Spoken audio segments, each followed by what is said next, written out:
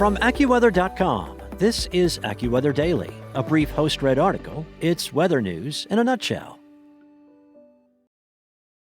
A tiny cluster of showers and thunderstorms that AccuWeather meteorologists have dubbed a tropical rainstorm could briefly strengthen into a tropical depression or a tropical storm this week. The tropical rainstorm is located several hundred miles east-northeast of Bermuda and will be of concern only to central Atlantic shipping and cruise interests. It is likely too far away and too small to generate much wave action, even for Bermuda interests. It will not affect the U.S. Wind shear will prevent further escalation of the rainstorm or prevent any long life, should it be officially named a tropical depression or tropical storm by the National Hurricane Center.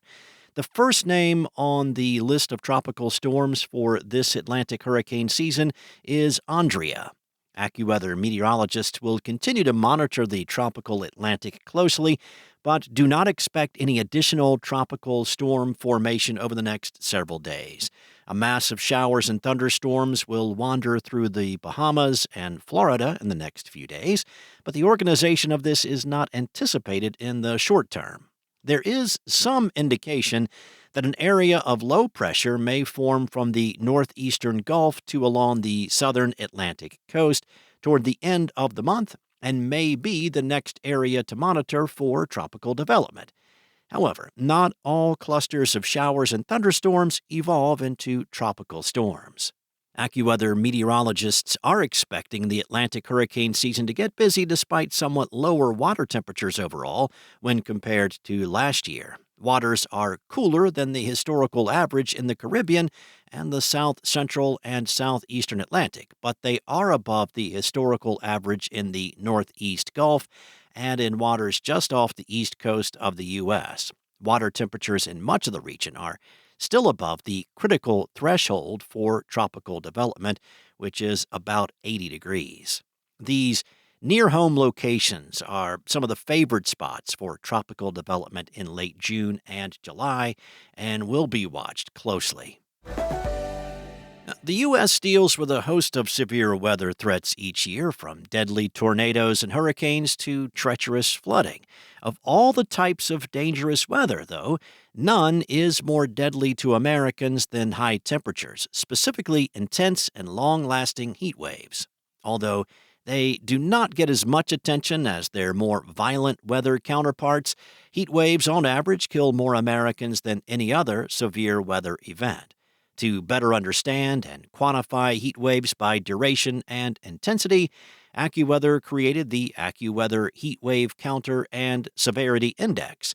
The counter and index will take into account the number of days a heat wave lasts and how high the temperature climbs during that hot spell, providing an unprecedented way to compare past and present heat waves.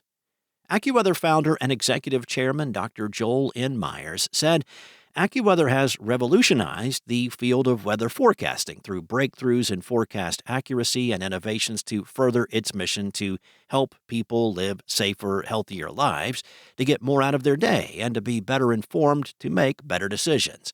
The addition of this new index, developed over many years, adds to AccuWeather's many significant innovations that have saved over 10,000 lives and prevented injury and harm to over 100,000 people. Heat waves are defined as 3 or more days in which the temperature exceeds a threshold that varies with the climate of each location. For example, heat waves in cities such as New York, Chicago, St. Louis, Minneapolis, L.A., and San Francisco require the daily temperature to reach or exceed 90 on 3 consecutive days.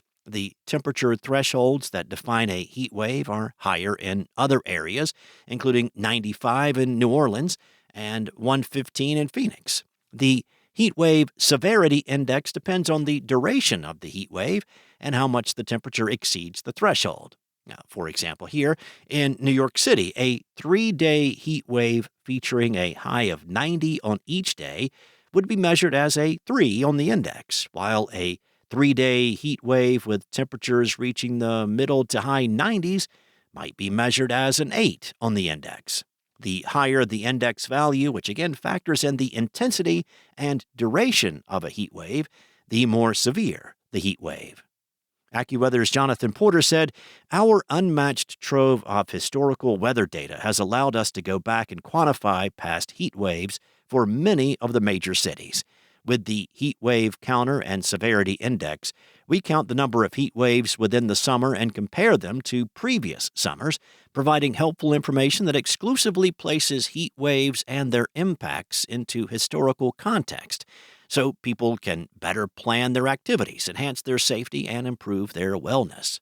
The comparison of past and present heat waves will allow people and businesses to track and understand trends around the growing impact of climate change and to make the best decisions when they are affected by life-threatening heat. The AccuWeather Heat Wave Counter and Severity Index will be used on the AccuWeather network, on some of the television stations that carry the exclusive AccuWeather forecast, and will be used as the basis for reports on heat waves on AccuWeather.com and the AccuWeather app. That's all for now, and you can find more regional forecasts and science-based articles at AccuWeather.com. And for your local forecast at your fingertips, download the AccuWeather app. Enjoy the rest of your day. Be safe. I'll be back tomorrow with more from AccuWeather.